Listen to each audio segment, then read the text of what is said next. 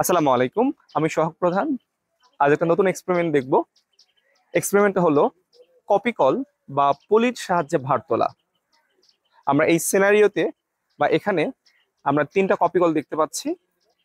আর তিনটা copy call একই দৈর্ঘ্যের এবং ভারগুলো কি সমান। আমরা দেখতে পাচ্ছি এখানে একটা কপি কল, এখানে দেখতে পাচ্ছি দুইটা কপি কল, এখানে দেখতে পাচ্ছি চারটা কপি কল।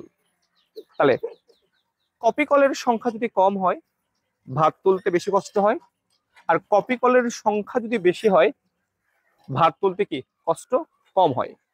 আমরা একটু একটা করে দেখব। আমি প্রথমে এই কপি কলটা ব্যবহার করব এবং এই 10 কেজি ভরের বস্তুকে তুলতে আমার অনেক কষ্ট হচ্ছে, কারণ কপি কল কয়টা? একটা। কষ্ট হচ্ছে কি বেশি। দেখি কয়টা, দেখি এখানে দুইটা কপি কল। আমি এটাকে টেনে তুলবো, আমি দেখতে পাচ্ছি আগের সে ইজিলি তুলতে পারছি, ইজিলি তুলতে পারছি। এটাতে কপি কল একটা ছিল, এটা কিন্তু অনেক বেশি, এক্স্যাক্টলি অনেক বেশি বল প্রয়োগ করতে হচ্ছে। আর এটাতে কি একটু স্মুথলি তোলা যাচ্ছে বা বল কম লাগতেছে।